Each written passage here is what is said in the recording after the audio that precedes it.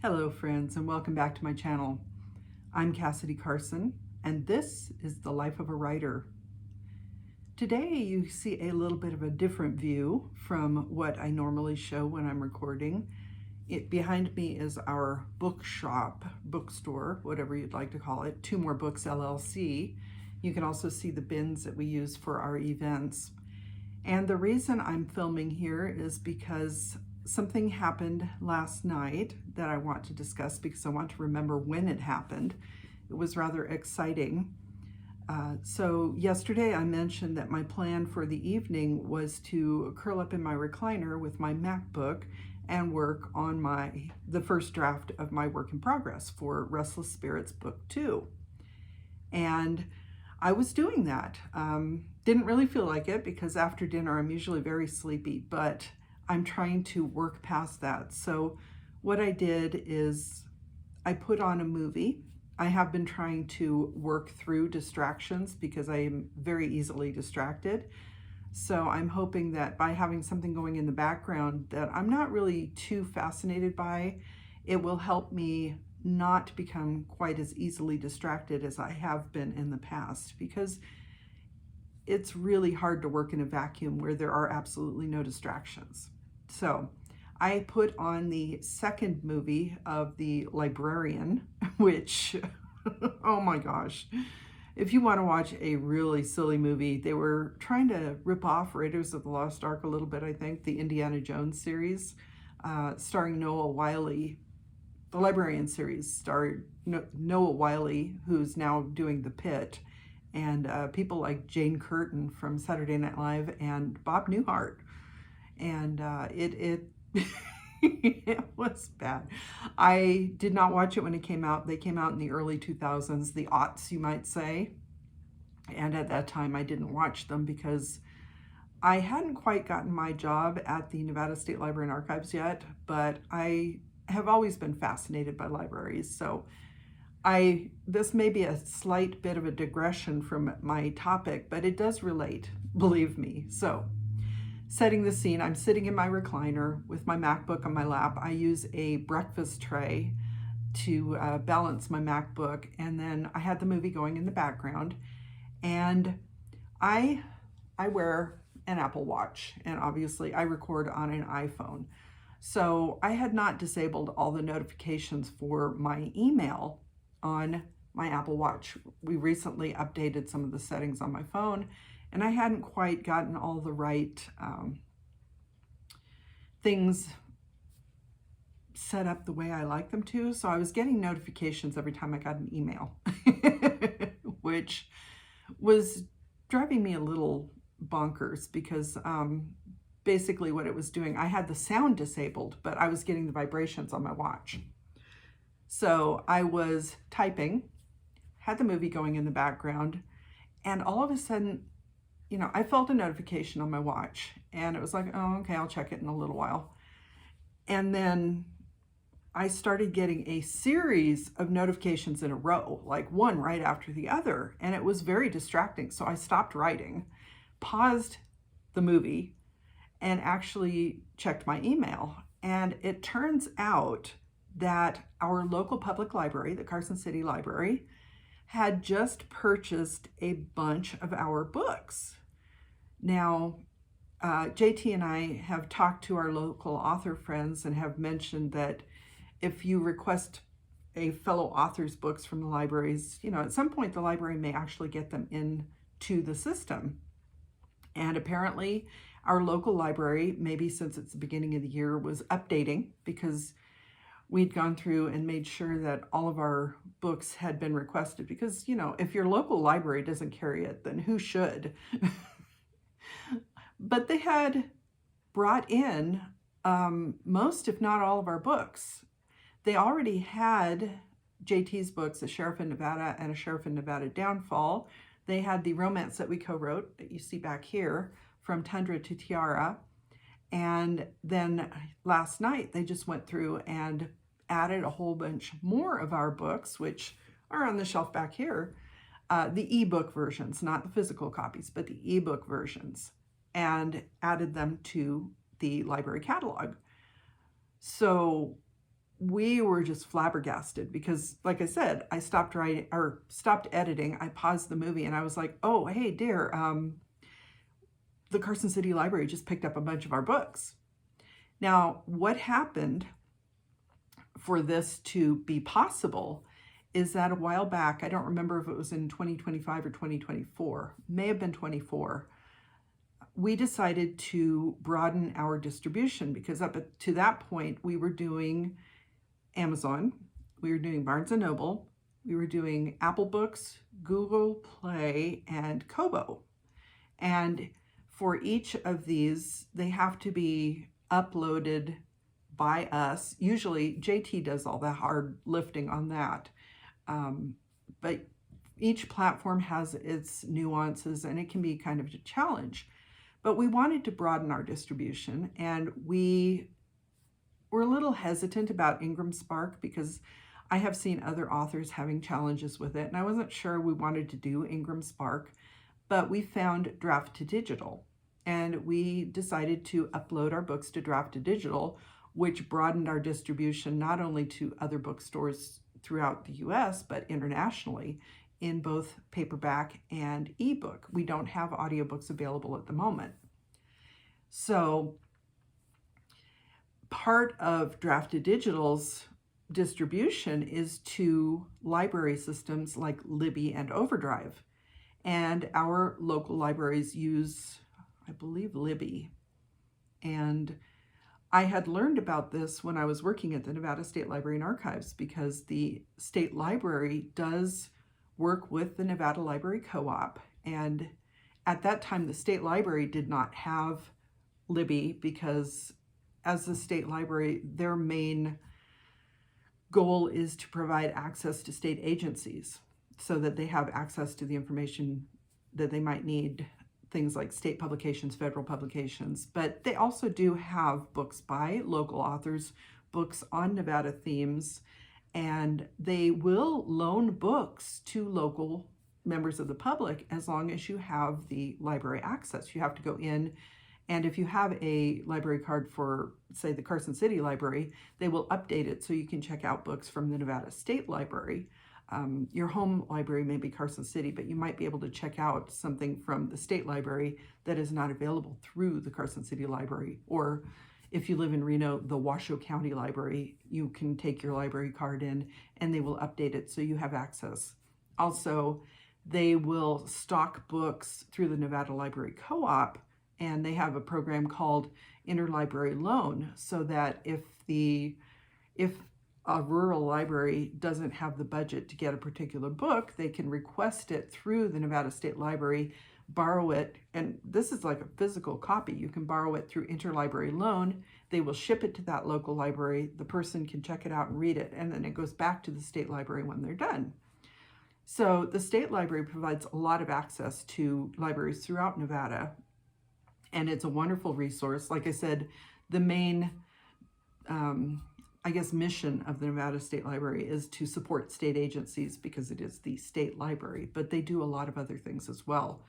They're also, they're affiliated with the Nevada Talking Books program, which I believe they go through the Nevada, or the Library of Congress, the National Library of Congress, and there is the Talking Books program. And JT's Sheriff in Nevada has been recorded and is available through Nevada Talking Books. That is a program that is, you have to be eligible for the program. It needs to be someone who is unable to either see a book. So it was originally called the Library for the Blind, but it's also for people who may not be able to physically hold a book. So you can get, you can listen to books if you cannot see them or hold them. And it is a wonderful program, and the Nevada Talking Books program will record books. They have a group of volunteers, wonderful volunteers, who will do a recording of someone's book, or they'll record magazines, for example, Nevada Magazine, so that someone has the ability to go through the magazine if they cannot read it for themselves. So, like I said, the State Library does a lot of wonderful things and is affiliated with local libraries throughout Nevada and provides them a lot of resources. So Going back to my original point, though, last night when the Carson City Library picked up all those books and we got all those notifications, it was really exciting. So I wanted to talk a little bit about that today and tell you how this happened for us. And if you happen to live outside of Nevada, but you're interested in our books and really can't afford them right now, please go to your local library and ask them, if you are a member of your local library and they have online access, you don't even have to leave your house. Usually they will have a place where you can request that they pick up certain books. And with the ebooks through Libby and Overdrive, what happens is the library purchases a license, and they may have the license for a year with a certain number of checkouts, or they may buy multiple licenses depending on the popularity of the book. So it's possible that the book you may have to be on a waiting list to get the book, but that's great for the authors because you might have to wait and it can be a little frustrating, but it's also great because if the library has maybe a license for a particular book and there's a long enough waiting list, they may, if they have the funding, purchase another license. So that is another way to help, especially indie authors, go to your local library and request their books. And I know it's hard because there are so many indie authors and you don't know who they are or what their books are. And part of the reason that I'm trying to be more vocal about what JT and I are doing through YouTube and other social media platforms is to find people outside of our area, because we do work pretty closely within our community with our local authors. We request each other's books. We work with our local independent bookstores. We work with our local libraries. But getting outside of our little bubble really helps expand our reach to readers across the country. And I was incredibly excited to find out that my the romance that I released in July of 2025, Passion Restored, which is book one of my Restless Spirit series, the ebook is available through the New York Public Library. So if you happen to be in New York as a member of the New York Public Library system, you can read Passion Restored. And it, I don't know if somebody requested it or if the library just picked it up, but however that worked out, thank you to whoever picked up that book. I know it probably, depending on how many people read it, the license may be dropped when it expires, but for the moment, last time I checked, it was available through the New York Public Library, so please check it out if you're in the area, read it. Let me know what you think. You can go to our website, www.carsonhume.com, and leave a comment. Also, if you read a book through the library, please leave a review, because that also helps authors. And if you live somewhere else in the United States and are interested in reading our books, but maybe you can't afford them right now, please go to your public library and request them. And hopefully it will get out to more areas. You can check out the books on our website, again, www.carsonhume.com, see which books we have, and then go and check them out at your local library. If, I don't know, if enough people request them, maybe the libraries will buy physical copies as well.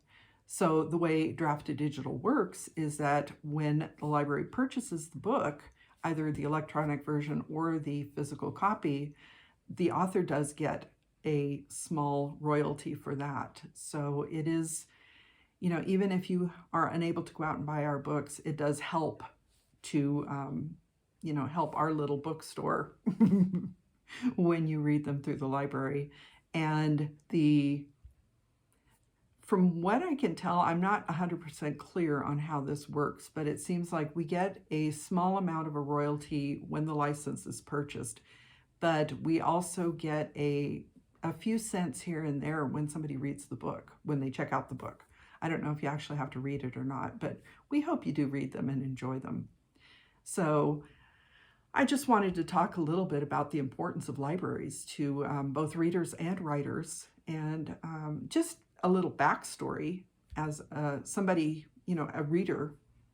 I first remember going to a public library probably in, it must have been the late 1960s. It was a branch library in a strip mall. I distinctly remember my dad taking me in there.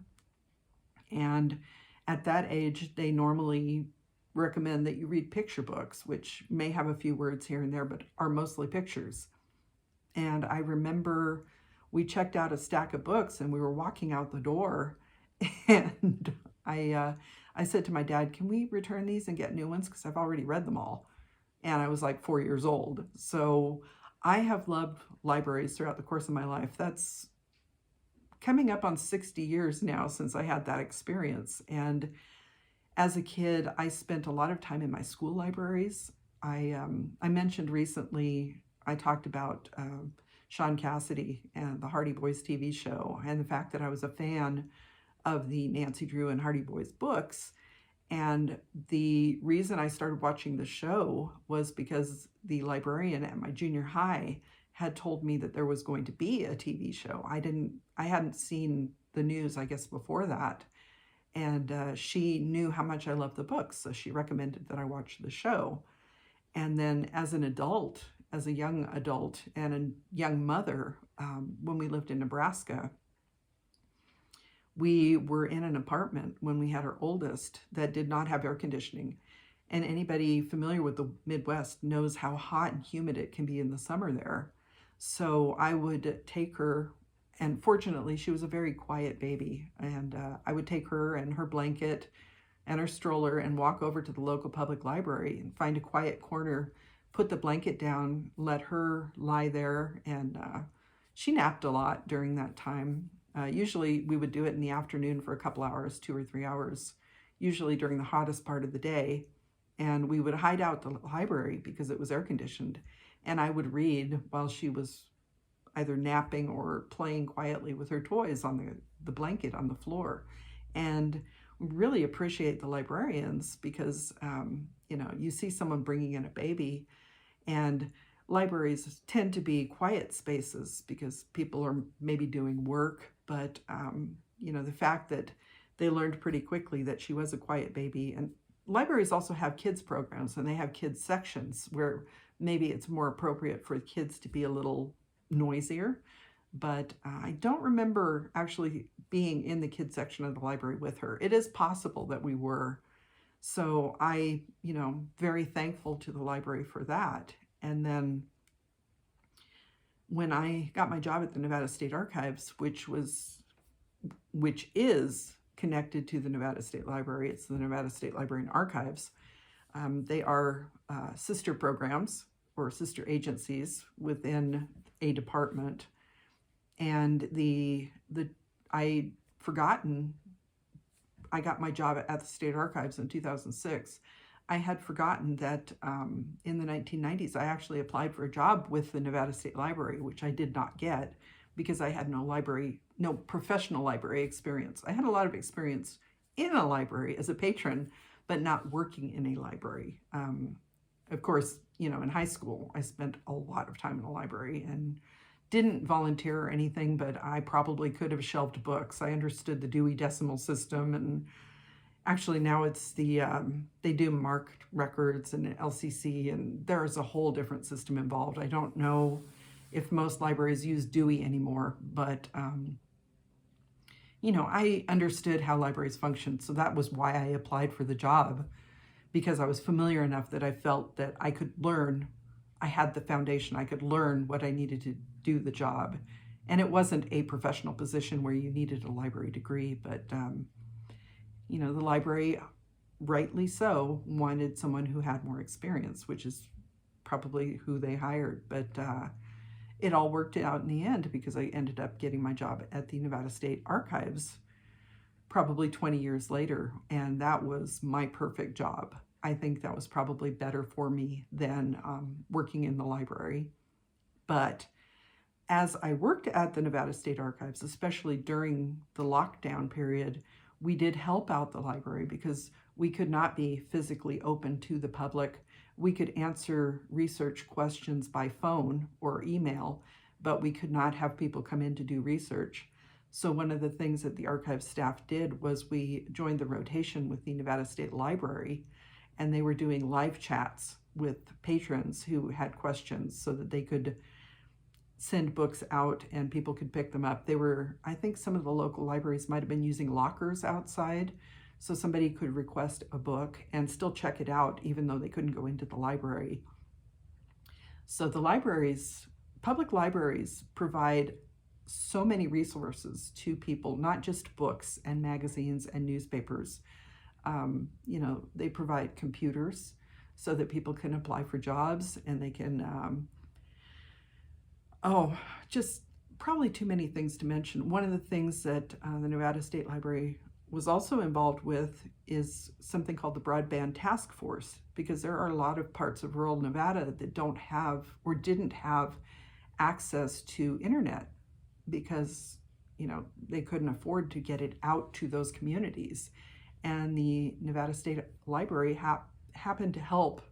They were using federal funding to help expand internet access to rural Nevada communities, and that helped immensely during the lockdown because the libraries managed to expand their Wi-Fi from just inside their library building to the parking lot, so people could actually go to their library parking lot, sit in their car with their computer, log on if they didn't have access at home, and the kids could do homework, the adults could apply for jobs or whatever they needed to do online, and it kept both the public and the libraries going during a time when nobody could really interact with each other because of what was going on in the world. So I am a big proponent of libraries, obviously. I am a longtime lover of libraries. I'm basically pretty much a lifetime user of libraries. I do use the Libby app. I don't physically go to the library as often as I used to, but it's nice because if you finish a book in the evening or in the middle of the night, you know, the library wouldn't be open anyway, but you can still check out a book. So there's always access to books now. And as an independent author, I'm very grateful to libraries that pick up books by independent authors. I'm sure a lot of local libraries like to pick up books by the authors who live in their area. But like I said, if you live outside of Nevada and you are interested in our books, go to our website, see what we have available, then contact your local library and see if they'll pick up a copy so you can check it out.